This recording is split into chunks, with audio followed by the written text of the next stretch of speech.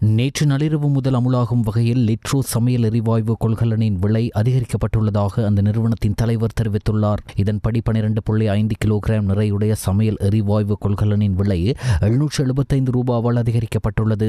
இதற்கமைய அதன் புதிய விலை 4765 ரூபாயாகும். 5 கிலோகிராம் நிறையுடைய சமையல் எரிவாயு கொள்கலனின் விலை 308 ரூபாவால் அதிகரிக்கப்பட்டுள்ளது. அதன் புதிய விலை 1910 ரூபாயாகும். 2.3 கிலோகிராம் நிறையுடைய சமையல் எரிவாயு கொள்கலனின் விலை 140 ரூபாவால் அதிகரிக்கப்பட்டுள்ளது. இதன்படி இதன் புதிய விலை 890 ரூபாவாகும். அதே நேரம் லாவ் சமையல் எரிவாயு கொள்கலனின் விலை அதிகரிக்கப்பட்டுள்ளதாக அந்த நிறுவனம் அறிவித்துள்ளது. இதன்படி 12.5 கிலோகிராம் நிறையுடைய லாவ் சமையல் எரிவாயு கொள்கலனின் விலை 1070 ரூபாவால் அதிகரிக்கப்பட்டுள்ளது. இதற்கமைய அதன் புதிய விலை 5700 ரூபாயாகும். அதே நேரம் 5 கிலோகிராம் நிறையுடைய லாவ்ஸ் சமையல் எரிவாயு கொள்கலனின் விலை 418 ரூபாவால் அதிகரிக்கப்பட்டுள்ளது. அதன் புதிய விலை 2280 ரூபாயாகும். ගන්න පඩිය ඉතින් ඉවරනේ. ගෑස් එකටයි පෙට්‍රල් වලටයි ටෙලිෆෝන් බිලයි වතුර බිලයි කිව්වම පඩි ඉවරයි. දරා ගන්න බැරි කමකුත් නැහැ. දරා ගන්න පුළුවන්. ඉතින් මේ ආණ්ඩුවට ඉතින් දොස් කියන්නත් බෑනේ නේ. මේ කැල්ල ලෝක අර්බුදයක් එක්ක යන්නේ. ඉතින් අපි හැම දෙයකටම මුහුණ දෙන්න ඕනේ. මේක කලින් තිබ්බේවත් ඊට වඩා අපන් විදියට කරේ. මොනවා කරන්නද? ඊවසලා බලන්න තියෙන්නේ මේකල මොනවද කරන්නේ කියලා. මොනව කරනද? රට එන විදියට අපිට යන්න තියෙන්නේ. තව ඉස්සරහට බලමු. සාහනයක් ලැබෙයිද කියලා නේ. ගෑස් කොහොමද මේ ප්‍රශ්නෙට මුහුණ දෙන්නේ අපිනේ. ඕක හැමතැනම තියෙන දෙයක්. ඒක නිසා මම හිතන්නේ ඉතින් ඕක බලාපොරොත්තු වෙන්න ඕන තව ඒවල් වැඩි වෙයි කියලා. හරි. කොයි රජයේ තිබුණත් මේකට මුහුණ දෙන්න වෙනවා. අපෝ දැන් නම් හරි අමාරු ගෑස් ගඩ වෙලා දැන් හරිම අමාරු වෙලා තියෙන්නේ. රට දොස් කියන්නත් බෑ. ජැට්ටි දිනේ. අපිට විතරක් නෙමෙයි රටේ හැම මිනිස්සෙටම අමාරු. හරි අමාරුයි. ඉතින් මැරෙන්නත් බෑනේ. වේල් තුනෙන් දෙකක් හරි කාලේ ඉන්නවා. මේ වෙලාවෙ ඉතින් හැමෝටම මේක ලොකු ප්‍රශ්නයක් වෙලා තියෙන වෙලාවක්නේ. බලාපොරොත්තු වෙනවා මොනවා හරි දෙයක් කරයි කියලා ඉස්සරහට. මොකද කරන්න බෑනේ ආණ්ඩුවට පිට පාඩු තමයි. මේ යුද්ධේ වහාම නවත්තන්න නැත්නම් මේ අපේ වගේ පොඩි රටකට හරි පාඩුයි. හැම රටම යුද්ධනේ අයියා. කොහොමද වැඩි වෙනවා. මේ නම් 80 70යි මහින්ද මහත්තයා කියනවා 5000 කරයි. இன்று முதல் நடைமுறைக்கு வரும் வகையில் 5000 ரூபாய் வரையிலான அனைத்து லங்கா QR கொடுக்கல் வாங்கலுக்காகவும் வர்த்தகர்களிடமிருந்து அறவிடப்படும் சேவை கட்டணம் முழுமையாக நீக்கப்படும் என அறிவிக்கப்பட்டுள்ளது. இலங்கையின் டிஜிட்டல் பொருளாதாரத்தில் ஒரு புதிய மைல்கல்லை எட்டும் வகையில் தேசிய QR கொடுப்பனவு ஊக்குவிப்பு திட்டம் ஜனாதிபதி அனுரகுமார திசாநாயக்கவின் தலைமையில் இன்று உத்தியோகபூர்வமாக ஆரம்பித்து வைக்கப்பட்டது. இலங்கையை நாணயங்கள் மற்றும் நாணய தாள்களின் பயன்பாடு குறைந்த பொருளாதாரத்தை நோக்கி நகர்த்துவதே இதன் முதன்மை நோக்கமாகும். இதற்கமைய இன்று முதல் நடைமுறைக்கு வரும் வகையில் 5000 ரூபாய் வரையிலான அனைத்து லங்கா QR கொடுக்கல் வாங்கல்களுக்காகவும் வர்த்தகர்களிடமிருந்து அறவிடப்படும் சேவை கட்டணத்தை முழுமையாக நீக்குவதற்கு நிதி நிறுவனங்கள் நடவடிக்கை எடுத்துள்ளன. இதன் மூலம் சிறு வர்த்தகர்கள் எவ்வித கூடுதல் செலவுமின்றி டிஜிட்டல் கொடுப்பனவுகளை பெற்றுக்கொள்ள வாய்ப்பு வழங்கப்படுகிறது. සෑම ශේත්‍රයක් මම හිතනවා අපි මේ පද්ධතියෙන් ඇතුළට අපේ ගනුදෙනු ඇතුළත් කළ යුතුයි. அரச வைத்திய அதிகாரிகள் சங்கம் முன்னெடுத்து வந்த பணி புறக்கணிப்பை தற்காலிகமாக கைவிட தீர்மானித்துள்ளது. அதற்கமே இன்று காலை 8 மணியுடன் பணி புறக்கணிப்பு நிறைவுக்கு வருவதாக அரச வைத்திய அதிகாரிகள் சங்கம் அறிவித்திருந்தனர். தமது பிரச்சினைகளுக்கு தீர்வு காணும் நோக்கில் சுகாதார அமைச்சருடன் கலந்துரையாடுவதற்கான சந்தர்ப்பத்தை ஏற்படுத்துமாறு அந்த சங்கம் கோரியிருந்தது. இந்நிலையில் எதிர்வரும் வியாழக்கிழமை பேச்சுவார்த்தை ஒன்றினை நடத்துவதற்கு தாம் தயாராக இருப்பதாக சுகாதார அமைச்சர் வைத்தியர் நலிந்த ஜெயதிசன் நேற்று அறிவித்திருந்தார். உலக சுகாதார அமைப்பின் மாநாடு ஒன்றில் கலந்து கொள்வதற்காக தாம் இன்று இந்தியா புறப்படுவதாகவும் மீண்டும் நாடு திரும்பியதும் குறித்த பேச்சுவார்த்தை நடத்துவதற்கு எதிர்பார்ப்பதாகவும் சுகாதார அமைச்சர் நேற்று தெரிவித்தார். இதையடுத்து தமது சங்கம் முன்னெடுத்து வந்த பணி புறக்கணிப்பை தற்காலிகமாக கைவிடுவதற்கு தீர்மானித்துள்ளதாக அரசு வைத்திய அதிகாரிகள் சங்கம் குறிப்பிட்டுள்ளது. මේක මීට කලින් තමයි කරන්න තිබුණේ නේද? අටෙන් පස්සේ එනවා කියලා කිව්වා. හොඳයි ඉතින් ඔක්කොමට සාහනයක් වෙනවා නම් හොඳයි. නවත්තලා නම් ඉතින් අපි ස්තුතිවන්ත වෙන්න ඕනේ ඒගොල්ලන්ට. කොහොම හොඳයි නැත්නම් මේ ශක්තිය අනේ නවත්තන එක හොඳයි. ජනාධිපති මැදිහත් වෙලා මේක මේ වැඩ වැඩ නැත්තුපක ලොකු දෙයක් කියලා මං හිතනවා. அரசு வைத்திய அதிகாரிகள் சங்கம் முன்னெடுத்து வந்த பணி புறக்கணிப்பை தற்காலிகமாக கைவிட்டது தொடர்பாக அரசு வைத்திய அதிகாரிகள் சங்கத்தின் நிறைவேற்றுக்குழு உறுப்பினர் வாசன் ரத்னசிங்கம் கருத்து தெரிவித்தார். சுகாதார அமைச்சருடைய கலந்துரையாடலுக்கு மறுநாள் ஏப்ரல் மாதம் 10ஆம் தேதி அவசர மத்திய குழு கூட்டத்தையும் நாங்கள் நடாத்த தீர்மானித்திருக்கின்றோம். ஆகவே சுகாதார அமைச்சருடன் கலந்துரையாடலுக்கு பிற்பாடு சுகாதார அமைச்சருடன் கலந்துரையாடலில் எட்டப்பட்ட விடயங்கள் சம்பந்தமாக நாங்கள் எங்களுடைய அவசர குழு மத்திய குழு கூட்டத்திலே மறுநாள் நாங்கள் கலந்துரையாட இருக்கின்றோம். ஆகவே இவ்வாறு சுகாதார அமைச்சர் தொடர்ச்சியாக ஒரு தலைக்கணத்துடன் செயல்படுமாக இருந்தால் நாங்கள் மீண்டும் மத்திய குழுவுடன் கலந்துரையாடி பாரிய தொழிற்சங்க நடவடிக்கைக்கு நாங்கள் செல்ல தயங்க மாட்டோம் என்பதையும் நாங்கள் கூறிக்கொள்ள விரும்புகின்றோம். ஆகவே தற்பொழுது ஏற்பட்டிருக்கின்ற பிரச்சனைகளை உணர்ந்து, தற்பொழுது ஏற்பட்டிருக்கின்ற நோயாளர்களுடைய அசௌகரியத்தை உணர்ந்து, தற்பொழுது நாட்டு மக்களுக்கு ஏற்பட்டிருக்கின்ற சுகாதார வீழ்ச்சியை உணர்ந்து சுகாதார அமைச்சர் உரிய தீர்மானங்களை எடுக்க வேண்டும். அரசு மருத்துவ அதிகாரிகள் சங்கத்தினுடைய நியாயமான கோரிக்கைகளை நிறைவேற்றும் என்ற கோரிக்கையை அரசு மருத்துவ அதிகாரிகள் சங்கம் விடுத்து நிற்கின்றது. உலக அமைதிக்காக அனைவரும் பிரார்த்தனை செய்வோம். ஒரு தனிநபரின் சுயநலத்தால் இன்று ஒட்டுமொத்த உலகமும் வேதனை அடைகிறது. முழு உலகத்தையும் ஆள வேண்டும் என்ற ஆசையால் அந்த தனிநபர் அனைவரையும் வேதனைக்குள்ளாக்கியுள்ளார். இந்த நபரின் மனதை மாற்றுமாறு நாம் அனைவரும் கடவுளிடம் பிரார்த்திப்போம். இந்த கடினமான மற்றும் மோசமான பாதையிலிருந்து அவரை விளக்குமாறு பிரார்த்திப்போம் என பேராயர் கர்தினால் மெல்கம் ரஞ்சித் ஆண்டகை தெரிவித்துள்ளார். கொழும்பு கொட்டாஞ்சேனை புனித லூசியால் தேவாலயத்தில் நடைபெற்ற அல்லேலூயா சனியன்று விசேட திருப்பள்ளி ஆராதனை பிரசங்கத்தின் போதே அவர் இவ்வாறு குறிப்பிட்டார். அவர் அங்கு மேலும் குறிப்பிட்டதாவது, கிறிஸ்தவ மதத்தை உண்மையாக பின்பற்றுபவர்கள் இவ்வாறு செயற்பட மாட்டார்கள். கிறிஸ்தவ மதத்தை பின்பற்றுவது பைபிளின் ஒரு பகுதியை படிப்பதோ அல்லது அருட்தந்தைகளை சூழ வைத்துக் கொண்டு உலகிற்கு கருத்து தெரிவிப்பதோ அல்ல. அன்பை அனைவருக்கும் பகிர்வது, அயலவர்களையும் பாதுகாப்பது, கடவுளை மன்றாடுவது உண்மையான கிறிஸ்தவரின் பண்பாகும். தலைவர்கள் சேவையாளர்களாக வேண்டும் என்று கிறிஸ்தவத்தில் தெளிவாக குறிப்பிடப்பட்டுள்ளது. இன்று உலகை ஆளும் தலைவர்கள் சேவையாளர்களாக செயற்படுவதில்லை. இவர்கள் அதிகாரத்தின் பக்கமே செல்கின்றார்கள். இந்த நிலைமை மாற வேண்டும். உலக அமைதிக்காக அனைவரும் ஒன்றிணைந்து செயற்பட வேண்டும் என்றார். பல கோரிக்கைகளை முன்வைத்து அனைத்து எரிபொருள் நிரப்பு நிலைய உரிமையாளர்களும் இன்று காலை 9:30 மணி முதல் இலங்கை பெட்ரோலிய கூட்டுத்தாபனத்திற்கு முன்னால் அமைதி போராட்டம் ஒன்றை முன்னெடுக்க உள்ளதாக எரிபொருள் விநியோகஸ்தர்கள் சங்கத்தின் நிறைவேற்றுக்குழு உறுப்பினர் டி.வி. சாந்த சில்வா தெரிவித்தார். கொழும்பில் நேற்று இடம்பெற்ற ஊடகவியலாளர் சந்திப்பின் போதே அவர் இவ்வாறு குறிப்பிட்டார். அவர் அங்கு தொடர்ந்து கருத்து தெரிவிக்கையில், எரிபொருள் விநியோகத்தின் போது பின்பற்றப்படும் ஒற்றை மற்றும் இரட்டை இலக்க முறைமையினால் எரிபொருள் நிரப்பு நிலைய ஊழியர்கள் எதிர்நோக்கும் பிரச்சினைகளே இந்த போராட்டத்திற்கான பிரதான காரணம். இந்த முறைமையினால் ஊழியர்கள் கடுமையாக அசௌகரியங்களுக்கு உள்ளாகியுள்ளனர். எரிபொருள் விலை சூத்திரத்தின்படி பெட்ரோலிய கூட்டுத்தாபனம் மற்றும் ஏனைய நிறுவனங்கள் 6% லாபத்தை பெற்றுக் கொள்கின்றன. எரிபொருள் நிரப்பு நிலையங்களுக்கு 3% லாப பங்கு வழங்கப்பட வேண்டும். இருப்பினும் கூட்டுத்தாபனத்தின் புதிய நிர்வாகத்தினால் அது கழிக்கப்படுகின்றது. அத்துடன் கொள்முதல் செய்யப்பட்ட டீசல் மற்றும் பெட்ரோல் முறையாக வழங்கப்படாததால் எரிபொருள் நிரப்பு நிலையங்களை நடத்தி செல்வதில் கடும் நெருக்கடியை எதிர்நோக்கியுள்ளனர்.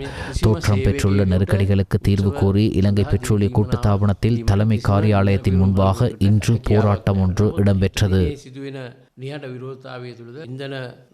சுத்திகரிக்கப்பட்ட எரிபொருள் தாங்கிய கப்பல் ஒன்றை இலங்கைக்கு வழங்குவதற்கு சீன அரசாங்கம் இணக்கம் தெரிவித்துள்ளதாக இலங்கை பெட்ரோலிய கூட்டுத்தாபனம் தெரிவித்துள்ளது. இது தொடர்பில் இன்றைய தினம் விசேட கலந்துரையாடல் ஒன்று இடம்பெற உள்ளதாக இலங்கை பெட்ரோலிய கூட்டுத்தாபனம் குறிப்பிட்டுள்ளது. இந்த கலந்துரையாடலின் போது இலங்கைக்கு வழங்கப்பட உள்ள எரிபொருள் வகை மற்றும் சம்பந்தப்பட்ட கப்பல் நாட்டை வந்தடையும் திகதி ஆகியன தொடர்பில் இறுதி இணக்கப்பாடு எட்டப்பட உள்ளதாக தெரிவிக்கப்பட்டுள்ளது. நாட்டின் பல பகுதிகளில் இடம்பெற்ற காட்டு யானை தாக்குதல்களில் 4 பேர் உயிரிழந்துள்ளனர். எப்பாவல கெலே அமுனுகுளைய பகுதியில் இடம்பெற்ற காட்டு யானை தாக்குதலில் 2 உயிரிழந்தனர். அத்துடன் உரிகஸ்வெவ பகுதியில் யானை தாக்குதலுக்குள்ளாகி 1 உயிரிழந்துள்ளதாக தெரிவிக்கப்படுகிறது. இதேவேளை தன்மல்வில அம்பேகமோ பகுதியில் இடம்பெற்ற மற்றும் ஒரு காட்டு யானை தாக்குதலில் 1 உயிரிழந்துள்ளார்.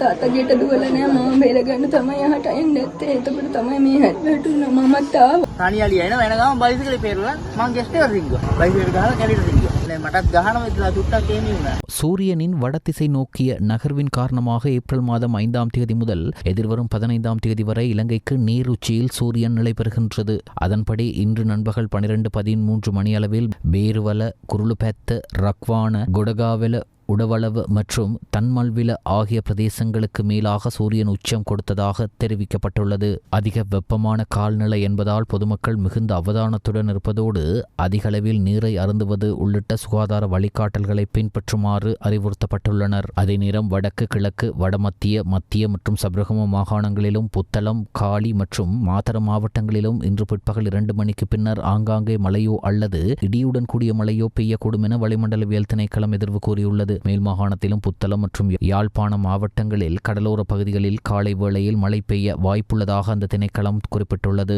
மத்திய சப்ரகமோ மற்றும் ஊவா மாகாணங்களிலும் அம்பார மாவட்டத்தின் சில இடங்களிலும் அதிகாலை வேளையில் பனிமூட்டமான நிலை காணப்படலாம். இடியுடன் கூடிய மழையின் போது தற்காலிகமாக வீசக்கூடிய பலத்த காற்று மற்றும் மின்னல் தாக்கங்களினால் ஏற்படக்கூடிய பாதிப்புகளை குறைத்துக் கொள்ள தேவையான முன்னெச்சரிக்கை நடவடிக்கைகளை மேற்கொள்ளுமாறு பொதுமக்கள் கேட்டுக் கொள்ளப்படுகிறார்கள். உயிர்த்த ஞாயிறு தின குண்டு தாக்குதல்கள் சம்பவம் பற்றி முறையான விசாரணைகள் முன்னெடுக்கப்பட்டுள்ள நிலையில் ஒரு சில பிரதான சூத்திரதாரி யார் என்பது பற்றி நூல் வெளியிடுகிறார்கள். நூல் வெளியீட்டு நிகழ்வுக்கு பல பிரதான சூத்திரதாரிகள் சென்றிருந்தார்கள். உண்மை வெகு விரைவில் வெளிவரும். ஆகவே கலக்கமடைய தேவையில்லை என மக்கள் விடுதலை முன்னணியின் பொதுச் செயலாளர் செல்வின் சில்வா தெரிவித்தார். வவுனியாவில் நேற்று ஞாயிற்றுக்கிழமை நடைபெற்ற 55வது ஏப்ரல் வீரர்கள் ஞாபகார்த்த நிகழ்வில் கலந்து கொண்டு உரையாற்றுகையில் அவர் இவ்வாறு குறிப்பிட்டார். அவர் அங்கு மேலும் உரையாற்றியதாவது, மக்களுக்காகவே எமது தோழர்கள் உயிர் நீத்தார்கள். 1970ஆம் ஆண்டு காலப்பகுதியில் அரசியல் உரிமைகளுக்காக நாங்கள் ஜனநாயக ரீதியில் போராட்டத்தில் ஈடுபட்டோம். எமது போராட்டம் மனித குலத்திற்கு எதிரானதாக அமையவில்லை. நாங்கள் எந்த ஒரு இனத்துக்கோ அல்லது மதத்துக்கோ எதிரானவர்கள் அல்ல. எமது ஜனநாயக போராட்டத்தை 1970ஆம் ஆண்டு ஆட்சியில் இருந்த அரசாங்கம் எமக்கு எதிராக வன்முறையை கட்டவிழ்த்துவிட்டு எமது போராட்டத்தை ஆயுத போராட்டமாக மாற்றி அமைத்தது. அந்த போராட்டத்தில் உயிரிழந்த எமது தோழர்கள் நாட்டுக்காக தியாகம் செய்தார்கள். பாரிய போராட்டத்திற்கு பின்னர் ஜனநாயக ரீதியில் ஆட்சி அமைத்துள்ளோம். நாட்டை வங்குரோத்து நிலைக்கு தள்ளியவர்கள் இன்று பொருளாதார மேம்பாடு பற்றி பேசுகிறார்கள். பொருளாதார பாதிப்பிலிருந்து மீள்வதற்கு கடுமையாக செயற்பட வேண்டும். அனைவரும் அதற்காக அர்ப்பணிப்புடன் செயற்பட வேண்டும் என்றார். අපි හිතනවා අපේ රට ජනතාව ආණ්ඩු පෙරලන්න නෙවෙයි පාට බහි ඕන්න මොකද්ද ආණ්ඩු රකින්න ඕනොත් එම පාට බහලා ආණ්ඩු රකින්න පුළුවන් කියලා විශ්වාසයක් අපිට තියෙන ජනතාවගේ පැත්ත. பீப்புள்ஸ் எக்ஸலண்ட் அவார்டு 2026 விருது வழங்கும் நிகழ்வு நேற்று நடைபெற்றது. இந்நிகழ்வில் வாய்ஸ் ஆஃப் ஏஷியா வலையமைப்பு 18 விருதுகளை தனதாக்கி கொண்டது. வருடத்தின் சிறந்த செய்தி அறிக்கைக்கான விருதும் சியத்த நியூஸ் செய்தி பிரிவுக்கு கிடைத்தது. சியத்த டிவி நிகழ்ச்சி பிரிவு 9 விருதுகளை தனதாக்கி கொண்டது. சியத்த FM, Kiss FM, light FM ஆகிய வானொலி அலைவரிசைகள் 5 விருதுகளை தனதாக்கி கொண்டது. வருடத்தின் சிறந்த செய்திக்கான விருதை சியத்த டிவி நியூஸும், அதேபோன்று வருடத்தின் சிறந்த செய்தி ஆவண தொகுப்புக்கான விருதை டெலிவெக்கிய செய்தி தொகுப்பும் பெற்றுக்கொண்டது. சிறந்த செய்தி வாசிப்பாளராக சிரேஷ்ட செய்தி முகாமையாளர் உதேஷான் இடமேகதர பெற்றுக்கொண்டார். சியத்த வானொலி சிறந்த வானொலியாக விருதினை பெற்றது. அரவிந்த, ஆச்சர்யா ஆகியோர் தொகுத்து வழங்கும் காலை நேர நிகழ்ச்சி மிக சிறந்த நிகழ்ச்சிக்கான விருதை பெற்றது. அதேபோன்று வானொலி செய்தி அறிக்கைகளில் சிறந்த செய்தி அறிக்கைக்கான விருதை சியத்த எஃப்எம் நியூஸ் பெற்றுக்கொண்டது. சிறந்த காலை நேர பத்திரிகை நிகழ்ச்சிக்கான விருதை சியத்த பத்திரை நிகழ்ச்சி பெற்றுக்கொண்டது. அதேபோன்று தரங்க பிரசாத் 2 விருதுகளையும் பெற்றுக்கொண்டார். சிறந்த பெண்களுக்கான நிகழ்ச்சியாக அய நிகழ்ச்சி பெற்றுக்கொண்டது. அதற்கான விருதை சலனி தாரகா பெற்றுக்கொண்டார். தருப்பிரிர சிறந்த பொழுதுபோக்கு நிகழ்ச்சிக்கான விருதை தருப்பிரிர பெற்றுக்கொண்டது. அதேபோன்று லைட் எஃப்எம், கிஸ் எஃப்எம் ஆகியவற்றுக்கான விருதை தினேஷ் அவர்கள் பெற்றுக்கொண்டார். விருதை பெற்ற அனைவருக்கும் ஸ்டார் தமிழ் தொலைக்காட்சியின் வாழ்த்துக்கள்.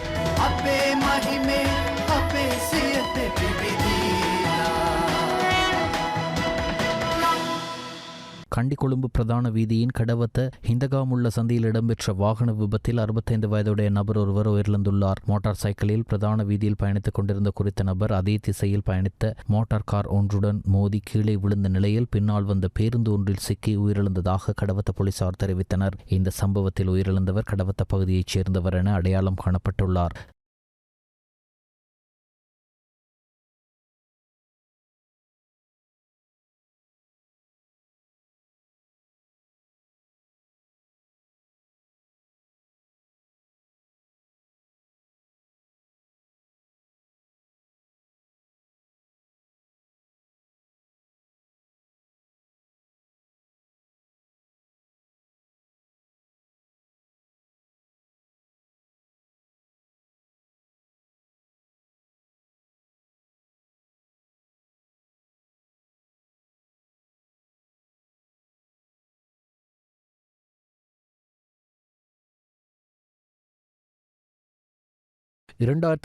ஆண்டுக்கான 3வது வருடாந்திர நூருல் குர்ஆன் கிராத் போட்டி விருது வழங்கும் நிகழ்வு ஏப்ரல் 5ஆம் தேதி நேற்று வரலாற்று சிறப்புமிக்க டவர் மண்டபத்தில் சிறப்பாக நடைபெற்றது.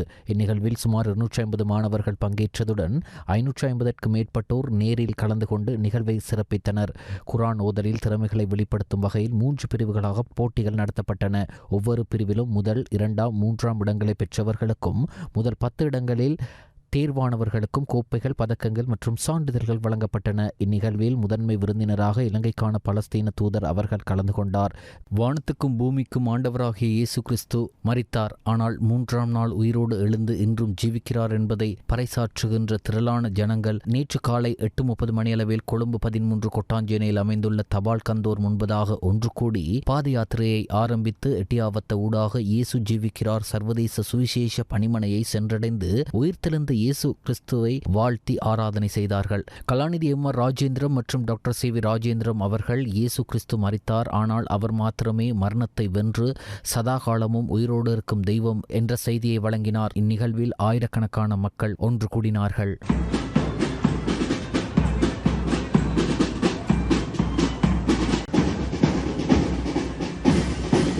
கொழும்பு ஸ்ரீமத் பண்டார்நாயக்க மாவட்ட தட்டார் திரு அருள்மிகு சிவசுப்பிரமணிய சுவாமி தேவஸ்தான மகா கும்பாபிஷேகம் மிக சிறப்பாக நடைபெற்றது.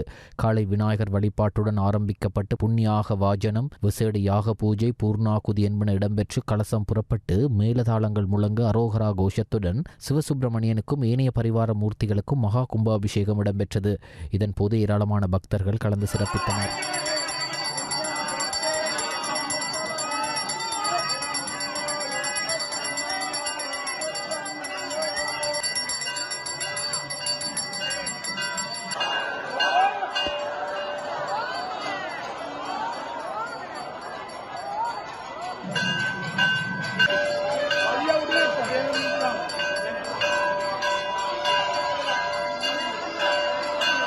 ஈரான் மீது அமெரிக்கா மற்றும் இஸ்ரேல் கூட்டு தாக்குதல்களை தொடங்கிய பிறகு அந்நாட்டில் விதிக்கப்பட்டுள்ள நாடு தழுவிய இணையதள முடக்கம் தற்போது 5வது வாரத்தை எட்டியுள்ளது. டிஜிட்டல் கண்காணிப்பு அமைப்பான நெட் பிளாக்ஸ் இன்று வெளியிட்டுள்ள தகவலின்படி இது உலக வரலாற்றில் மிக நீண்டகால அளவிலான இணைய முடக்கமாக பதிவாகியுள்ளது. பிப்ரவரி 28, 2026 அன்று அமெரிக்க இஸ்ரேல் தாக்குதல்கள் தீவிரமடைந்த போது பிளாக் அவுட் தொடங்கியது. தொடர்ந்து 37 நாட்களாக 864 மணி நேரத்திற்கு மேலாக இந்த இணைய முடக்கம் நீடித்து வருகிறது. மத்திய கிழக்கு போர் தொடர்ந்து எரிசக்தி சந்தைகளை தாக்கி வருவதால் ஒபெக் எண்ணெய் கூட்டமைப்பின் 8 உறுப்பு நாடுகள் மே மாதம் முதல் தினசரி எண்ணெய் உற்பத்தி ஒதுக்கீட்டை 2,06,000 பீப்பாய்களாக அதிகரிக்கப் போவதாக அறிவித்துள்ளன. முக்கிய எண்ணெய் உற்பத்தியாளர்களான சவுதி அரேபியா மற்றும் ரஷ்யா, அத்துடன் ஈரானின் தாக்குதல்களால் கடுமையாக பாதிக்கப்பட்ட ஐக்கிய அரபு அமீரகம் மற்றும் குவைத் உள்ளிட்ட பல வளைகுடா நாடுகளும் இந்த புதிய ஒதுக்கீட்டிற்கு ஒப்புக்கொண்டுள்ளன. ஓர்மோஸ் நீரிணை மூடப்பட்டதால் தடைப்பட்ட விநியோகத்தில் ஒரு நாளைக்கு 2,06,000 பீப்பாய்கள் என்ற ஒதுக்கீட்டு அதிகரிப்பு 2% குறைவானது. ஈரான் மற்றும் லெபனான் நாடுகளில் உள்ள தீவிரவாத கட்டமைப்புகளை குறிவைத்து இஸ்ரேல் ராணுவம் மிகப்பெரிய வான்வழி தாக்குதலை நடத்தியுள்ளது. மேற்கு மற்றும் மத்திய ஈரான் பகுதிகளில் உள்ள 70க்கும் மேற்பட்ட இலக்குகள் மீது இஸ்ரேல் பாதுகாப்பு படை நேற்று முன்தினம் தாக்குதல் நடத்தியது. இதில் ஈரானிய புரட்சிகர காவல் படையின் கண்டம் விட்டு கண்டம் பாயும் ஏவுகணை ஏவுதளங்கள் மற்றும் ஆளில்லா விமான நிலையங்கள் தகர்க்கப்பட்டன. இதன் தொடர்ச்சியாக தற்போது ஈரான் மற்றும் லெபனான் எல்லைக்குள் இஸ்ரேல் ராணுவம் தனது தாக்குதலை தீவிரப்படுத்தியுள்ளது. இந்தியாவில் நடைபெற்று வருகின்ற 19வது IPL தொடரின் சனிக்கிழமை அன்று நடைபெற்ற போட்டிகளில் மும்பை இந்தியன்ஸ் அணியை டெல்லி கேபிட்டல்ஸ் அணியும், குஜராத் டைட்டன்ஸ் அணியை ராஜஸ்தான் ராயல்ஸ் அணியும் வெற்றி கொண்டன. IPL 2026 இன்றைய போட்டியில் கொல்கத்தா நைட் ரைடர்ஸ் அணியை பஞ்சாப் கிங்ஸ் அணி இன்றிரவு 7:30 மணிக்கு எதிர்கொள்கிறது.